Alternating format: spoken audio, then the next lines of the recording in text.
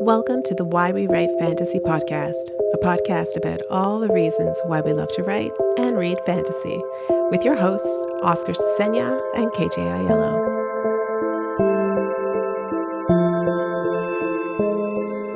Hello and welcome back to the Why We Write Fantasy podcast. I'm Oscar Cecena, and I'm KJ Aiello. so today we'll be talking about world building. This is our second episode of the season, and we're very excited about it. World building is something that we really like, and we, especially if we're writing Yes. fantasy, something like that, is very, very important.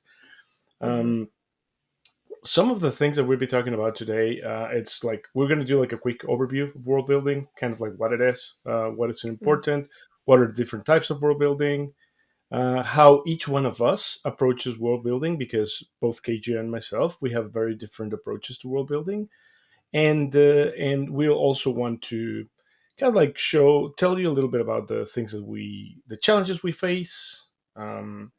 Because yeah, your Yeah. face is everything, but Yeah. yeah, we all face challenges. This is this is Oscar's thing, not mine. He's so Y- much y- better at world building. no, I think everybody's good at world building. So let's talk a little bit about what world building is.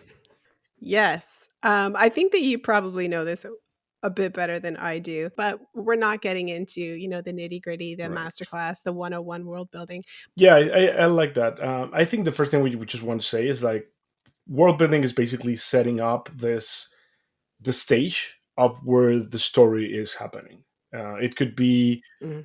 like it could be like a fictional world, like a brand new world, like thinking about like Tolkien's Middle Earth or something like that, or it could be a world that we already know. When we're talking about like low fantasies type, like it could be in our Mhm. world. It's just, but we need to set it up. We need to tell the reader what world building is from our point of view and what the world looks like. Right. And to your Right. point, KJ, the like there's I would say it's this is like oversimplifying world building, but the idea is Mhm. that we have two types of approaches. We either have top down or bottom up, and the way that would you define it quickly is like top down is you build a world first, you set up cultures, countries, or whatever, or kingdoms, depending on what you're doing, and then once you have the Mhm. world built, you just throw your characters in there and you start telling the story with all the things that you already know that exist in the world. And the bottom Right. up is kind of like the other approach is more this is my character, this is my story, and I'm going to start building the world around what the character needs. Both of them Right. are valid. It's very difficult in the end, unless the author tells you. It's very difficult to see which approach people take. As a reader, you will never know what they did unless the author tells you. I think I've talked a lot, and people are here to hear you as well. So, KJ, But they want let's to hear me? of course they want to hear you. Uh, what is your let's talk about our approaches. I'm going to let you go first. So, our Yeah. approaches to world building. Right. So the traditional what we think about world building being, the building the world, the geopolitical systems, the maps, yada yada yada. I cannot do that. I really admire writers who can do that. It's just and I love a book where I get the map at the front. I think it's just like but I don't do Yeah, that. For me, my worlds because I write a lot about mental illness and psyche and psychology and trauma and that sort of, really cheerful stuff. My worlds tend to be more inner worlds that the character has constructed, whether they know it or not. Some examples of that, actually, I just finished reading. I have it here. Susanna Clarke Piranesi. I just finished reading it a couple of days ago, and how she actually constructs her world. It's it's based on how the main character has compartmentalized trauma. That's my interpretation of it. Now it's upmarket, almost literary fantasy fiction. So because of that, there are multiple interpretations that you can take, and all of them would most likely be right. But for me, that's what it is. I also loved The Midnight Library, Matt Haig, and it's similar concept where the world that's been built is it feels like it's a construct of the character's psychology and how she is dealing with suicide and suicidal ideations and a will to live, which I love so much. Um, another type of world that I'm not great at, but I really respect is RF Kong, Babel, how she's actually, this is like a world she's built for retelling. She's retelling the story of colonialism, of oppression, of colonization, of appropriation, slavery, through a magical system that is set in our world in Oxford, the UK. So those are the kind of worlds that I really gravitate towards, and particularly when I'm writing. I love to have this world that is reflective of my character's own inner psyche. So I think it's the character who builds the world. So I would definitely be, what is that, a bottom up approach? Bottom up approach kind of thing. Yeah, I would yeah, totally be a bottom up approach. It's just I build my character first, and then I would put them in the build the world around that. If that yeah. makes sense. Yeah. How about you? It makes sense. So in my case, it's a bit different. Like I like building worlds. I like maps. I like I don't know, setting up some boundaries of what the world is about. Like for example, Yeah. in the what I'm writing right now is I built the world. I think I have written more about random stuff on the world Hmm. than I actually have written about like the story. Yeah. So like I always say, like I love world building. I love it. Like I love learning about worlds, and world building can be amazing. Like it just draws me in it, and I can spend hours building a world, but it's a waste Right. of time. Like at the it's a waste of time. I mean, it doesn't. It's not a waste of time for me, Can we but just like put a modifier on that? We're thinking of like I think you're referring to things like a Tolkien's appendices and the amount of lore and world building that he put into it.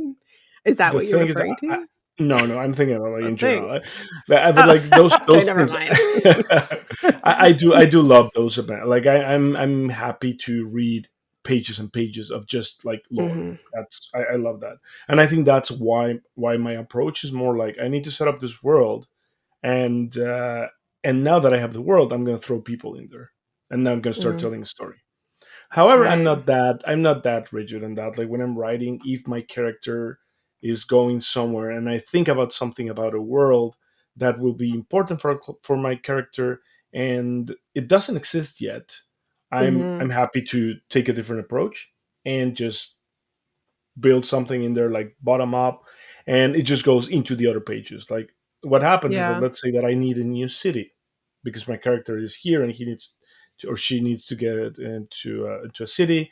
I create a city. What's going to happen there in my world building process is that I'm going to build this city quickly for my character when I'm telling the story, but then I'm going to start Hmm. thinking about the city in, I would say, my spare time, and I'm Hmm. going to start writing about the city.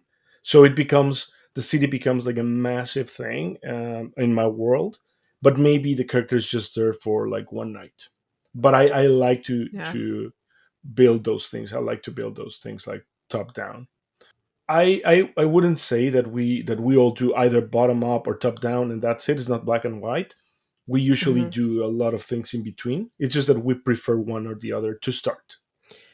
Yeah, and it definitely depends on the motivations of like what our motivations for our characters. What is it? What is their journey? What are their inner conflict, their external conflict? For me, my characters and what I love to read, it's very much it's all inner conflict. There's a little bit of external conflict, but I love to know. My character. I love the interiority. I love the idea of this world that a character has built in their own head, and then at the end you're going, "Oh my god. Oh yeah. Okay, Yeah, I see the signs all along now."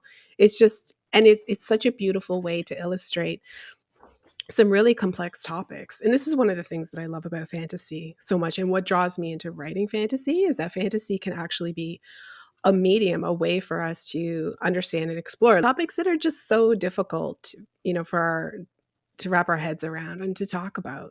like I'm trying to think about the things that I like. Like for example, like you were showing some of the books that I have. Like one of the ones that I have Yeah. here, it's Lord of the Rings, of course. It's one of Yes. my favorite world building things. But also over Yeah. here, I have this one that I really like. It's the Book of Earthsea. Also like Yeah. Haig again.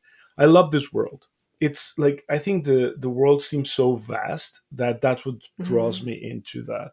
But again, like there's Yeah. a lot, like, and we're talking about this before, like the influence that we have on the things that we like to read and we like to Yeah. consume. It says a lot on the things that we want to write. Like for Yeah. example, I do like campaign settings. I've been playing um, Dungeons and Dragons and Pathfinder and Warhammer and a lot of RPGs in since I was 14. So yeah, 30 years ago, and I really love consuming those things. Like one example, I just got this book over here. It's a campaign setting from Pathfinder. It's called Yeah. the Lost Omens. That's a campaign, and honestly, this is just info dump. It's the idea is that you get Yeah. a sense of the world, and Yeah. you can throw your characters, your the people you're playing with into there, and you I build the story, but I already have Mhm. all this lore that is telling me not how to build the story, but it's giving me a lot of ideas. So Right. I do like those things. So there's a bunch of other type of world building, other worlds that you like. I mean, you were talking about Piranesi, and I read Yeah. it, and I think it's. I know like magical realism is more like Latin American things. Like I grew up Mhm. in Mexico, as I mentioned. Like I'm from Mexico, Mhm. and I grew up reading magical realism because that's part of what we have. Like we have Carlos Fuentes. He's an amazing author. For example, we have Pedro Paramo, which is the kind of like some people say that is the best book that was written in Mexican literature, and all those Mhm. are magical realism. And when I was reading Piranesi, even though the like Susanna Clarke is not Latin American or she doesn't have that culture, I saw a lot of things that were similar, Right. and I kind of Right. enjoy that. I enjoy that even though it's something that it was born in Latin America, it was born out of the culture, the Latin American culture, Mhm. it now has expanded and it has influenced other cultures, other countries, and I love seeing that. But Yeah. I'm Yeah. diverting from the topic a lot. So No, but actually you brought up a really great point there is that magical realism, yes, definitely is a Latin American thing, but there is a liminality there as well. So liminal fantasy, which is like I am so drawn to liminal and intrusive fantasy when it comes to my world building because there's so much interiority there that you can work with. There's so much psychology you can work with. Um, and in both Piranesi and the Midnight Library, Matt Haig's The Midnight Library, it is it is a liminal fantasy because our characters are put into a world that's in the in between, and it's that in between that is constructed by their own psyche, by their own experiences and their belief systems. And I absolutely love that. And I think it's a writer who can nail that. It just take my money, take all my money now. You know? And I'm not entirely sure that that needs a lot of technical world building, like traditional technical world building. we bring a really good point. And when you said like the traditional like technical world building, and I think that Mhm. we might have a misconception there, and maybe it's not a misconception. What I'm saying is that some people think that world building is actually building a world like top down. It's building a world Yeah. and then you throw the people in there, and it's like soon as you like one of the things you said now, like I'm not good at world building. You are. It's just that you're just a different approach, and Yeah. it's something that you don't really. I mean, you don't. You might not put it in paper. You might not be like me. That I have a binder over there that it's just about my Yeah. world, and it's and honestly, the reason why I say it's a waste of time, it's more like a joke it's not a waste of time for me at all, No. because it helps me get immersed in my world, and I can get other ideas for when I'm writing the story. But Right. we just I think it's one of the misconceptions. Like we grew up with, like, especially if you're reading fantasy, if you're like a fantasy writer or a fantasy reader, we know that Tolkien is kind of like it's whatever he did is a master class in world building, but that doesn't mean that Mhm. that's the only approach. It's Like, true. let go back to Piranesi or the Midnight Library. Those are worlds Mhm. in the context of the books. Those are worlds that exist only for 200, 300 pages. And Right. as long as that world is well constructed and it makes sense internally, it's cohesive and everything. It's just you will see that honestly it doesn't matter how it Yeah. was done. Like, I mean, I'd never uh, read any interviews with Susanna Clarke or anything, but maybe she will tell us, like, you know what, I built this world, I built this magical house first, and then I thought Hmm. about putting Piranesi in there. We don't know, because I said, like, the Right. technique that writers use, it doesn't really impact the outcome as long as it's done well. It doesn't really impact the Hmm. outcome. Right. Right. And I even think about small worlds. Like I've got here The House in the Cerulean Sea by TJ Klune. This is such a sweet fantasy novel. And he's like the world that he's created is our world, but it's changed because there are magical creatures, like humans who they're almost like, metahumans in a way, but they have magical abilities or they can do different things. Like, I think, that's world building too. And that's, I think, done really well. And I don't know if Clune, if he decided on the characters first or if he decided on the world first. Like, hey, what if there were orphans and they were orphans because they were magical and people were scared of that? Who knows what his psychology was behind that. But I love worlds like that too. Yeah. Again, hard to write. I mean, writing is hard, let's be real. Writing's hard, yeah. But I Writing is think, hard. yeah, that's a, but even like new writers, again, like I think a lot of us get, I would say, intimidated with the worlds. Mhm. I mean, maybe I'm an exception, but it's because I've been writing worlds and writing those things since I started playing RPGs. Yeah. So for me, it's not that intimidating. Also, something that I actually look forward to. But Mhm. I know a lot of people, like even you, KJ, like you're an experienced Mhm. writer, you have a lot of things. And at the beginning of the episode, you said, like, I'm not good at world building. Yeah, I I think retract it's that. just, yeah, please retract it. But Retract it's it. the I think the issue is honestly that it's just people get intimidated because we have this massive tomes I know. of lore that we love and we believe. Well, I said we, like me. I know people. Some people don't really like that much the lore, but it's just intimidating. Like, you think about the Lord of the Mhm. Rings, it's a trilogy.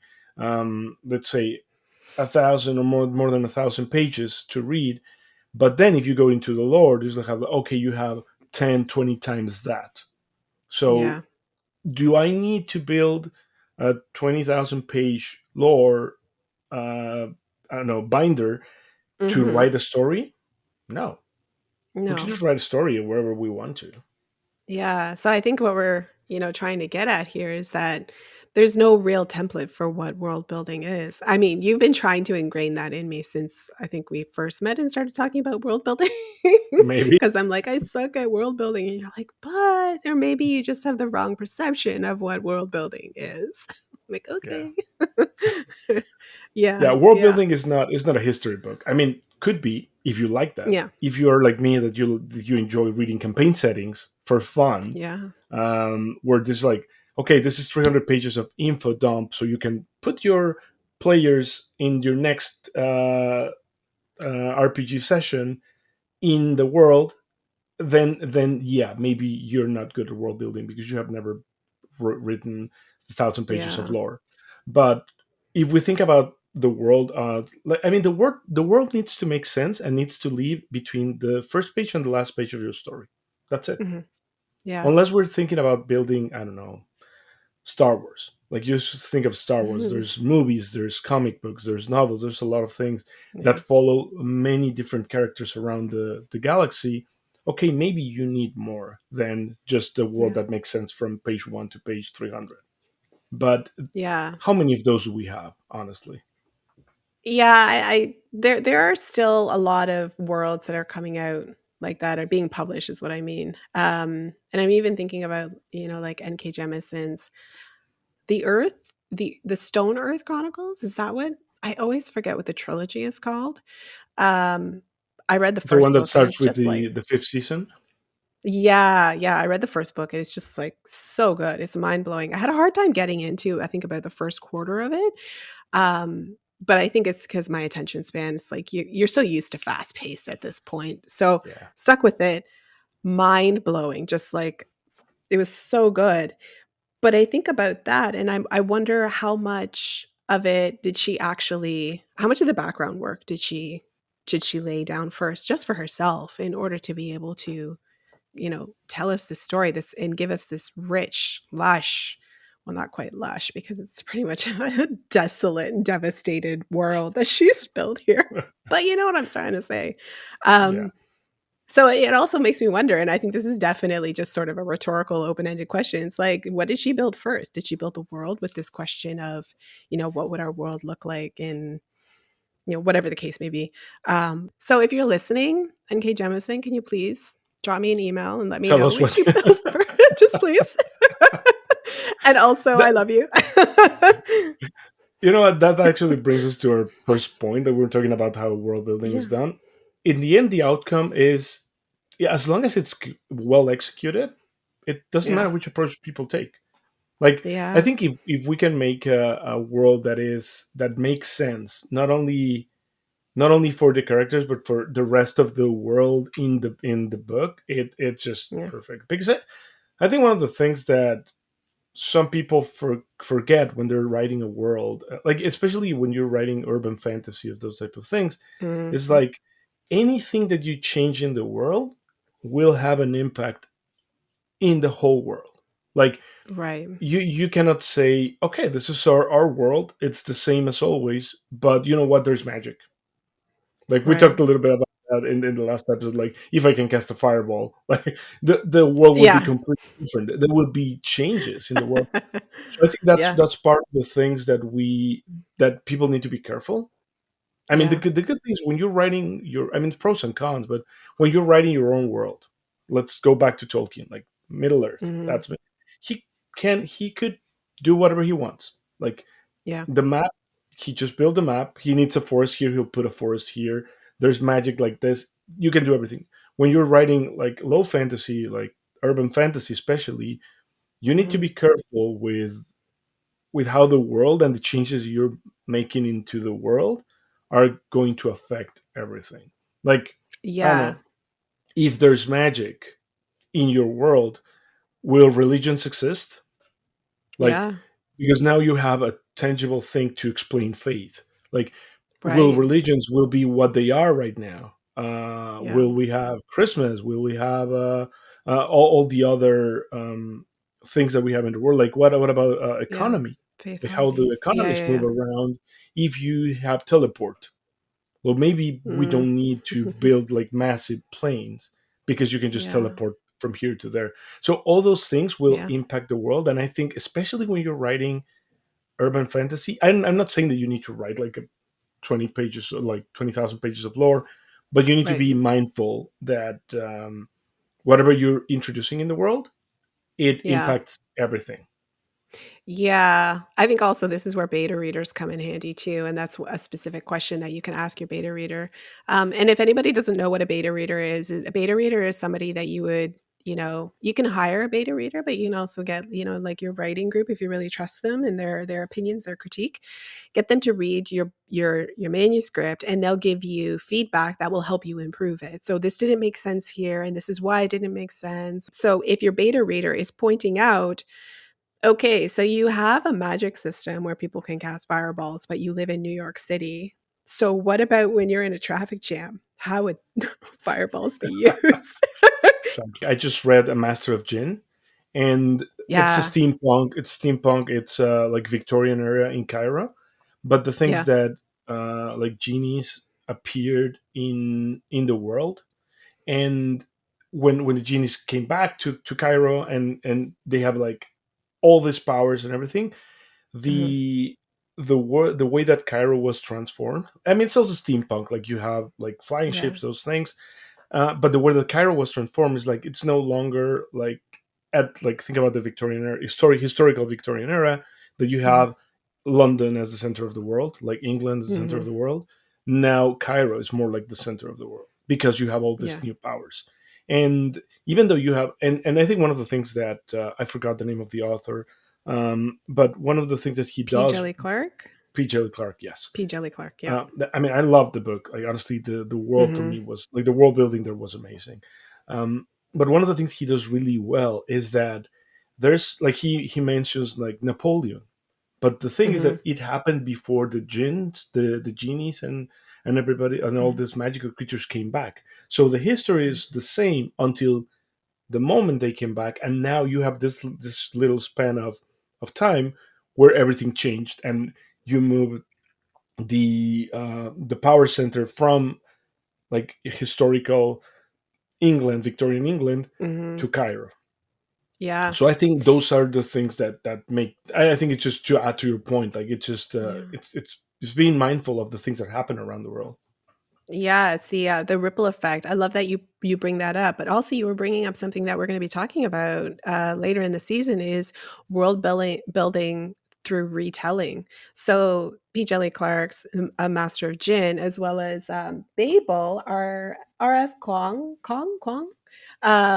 That is these are basically stories that are told with magic, but they're told in a sort of an alternative future or alternative history. So what would have happened if? So in Babel, it's what would have happened if there was a magic system that used silver bars and that played with this idea of language and language also being commodified as well. And you have a master Jinn. What would have happened if, genies came to Earth and magic came to Earth, and then the entire geopolitical power structure shifted from London to Cairo, which I think is super cool. I love that It's idea. super cool. Yeah, and I mean his this novel was really well reviewed, A Master of Gin, and good for him. I think he's come out with a second one, or he's coming out with a second one. I don't I know. think so. I don't know. I'm just gonna buy Yeah, it. I I love mean the obviously. yeah. I mean, I like all this like steampunk, cyberpunk, those things, and as Yeah. well as fantasy. But I think, especially in this case, like not only being steampunk, but adding all Mhm. these magical creatures there, it's pretty cool. Yeah, yeah, I love, like, he's used the lore, the mythology, that sort of thing. Um, but I'm wondering, though, if we could bring this into our writing practice, if you have a few things that like pieces of advice that you could give or some experiences that you've had, because I know that you're building a very traditional type of world building system, but you're not, you're writing sci-fi. So if there's Yes. anything that you could add there about writing your world. Um, well, research, that's an Mhm. important thing. Mhm. Again, like we are. I mean, the fact that as humans we connect with our history, we connect with everything that happened before. Our Mhm. the world needs to make sense. Like, I mean, I don't have it here, but like I'm doing some research about like rise and fall of empires, and Mhm. because in my novel, without giving it a lot of it, it's something that's happening like in kind of like future, maybe 3 4 centuries from now, and I want to understand how empires rise and fall because that's something that has been happening since Yeah. the dawn of humankind, and it will continue happening until the sun overheats and destroys us all. So understanding understanding empires work, it's really important for me because I want to know. Like mine is kind of like a dystopian cyberpunk style, but I Mhm. want to understand like how power shifted from here, what we have right now, to Yeah. the new empire that I'm building over there. So Very cool. doing a lot of research is important. Reading the type of worlds that you like, it's really really important. Like for example, when I'm again going back to our fantasy things, I like worlds that feel like a character in the story. Like I don't Right. want something that it could be done on any world. I want to finish reading a book and know that, you know what, if this hadn't happened in this world, this story would have never existed, and I like that Yeah. feeling. So when I'm Yeah. writing that, I want to pass that into my readers. Like this story that I'm telling, it has to happen here. It couldn't Yeah. happen in a different world. It couldn't happen in Middle Earth or anything like that. It has to happen here. So I build the world like that. So I think that's an Yeah. important thing that Nice. I think Yeah. we as writers need to keep that in mind. Yeah. Yeah, I agree with you definitely on the research part. I mean, I think that we diverge. a lot when it comes to our own writing and our own writing style and the worlds that we want to build. But research is really crucial. For me, I'm working on a novel right now that actually uses magical creatures and liminality and intrusive fantasy to be able to explain or tell a story about trauma and psychosis. So I'm doing a lot of research on psychosis, schizophrenia, the schizophrenia spectrum, and trauma, and how children actually they compartmentalize that, and they actually use this kind of protective system that is built around a fantasy world. They do this. There's studies out there that have shown Yeah. this. So being able to incorporate that into this type of story, I think, it takes a lot of due diligence to be able to get that right. Yeah, good point. Good point Yeah. there, Oscar. Perfect. Yeah. Well, we reached kind of like the end of what we're talking about world building. But before we leave, we gonna Uh-huh. be start doing something like what are we reading now? Just a Mhm. quick overview of the things that we're Yeah. reading. So, KJ, you start. What are you reading right now? Right, I'm not reading fantasy, so I'm a traitor right now. I picked up this book. It's called Little Eve by Catriona Ward. It is like a literary gothic horror. I don't really see the horror element to it, but it's considered horror. Um, Set in right at the very end of World War One, and it in it's Scotland, very remote Scotland, in a castle, and it basically plays with this idea of obsessive faith, cult, and not like almost like brainwashing, that sort of thing. So it's very atmospheric, and the writing is just so gorgeous. She's a phenomenal writer. So I'm excited to finish it. I'm about, Yeah, I don't know, a third of the way through. I shall let it's you know. good. But you How about just you? said like cold, all those things. For me, that's Yeah. horror just by the name. So yeah, True. That's I that's could that's see good. that. That's Yeah. horror. Got it. Yeah. I'm reading The Blade Itself by Joe Abercrombie. I got this copy from the library. I put a hold maybe 3 months ago. I Yeah. started reading it. So it's grimdark fantasy. The characters are like morally gray. It's pretty cool. Mhm. But the thing is that I was like halfway through this book, and I realized that I'm liking it a lot. So I went to the bookstore and bought my own copy.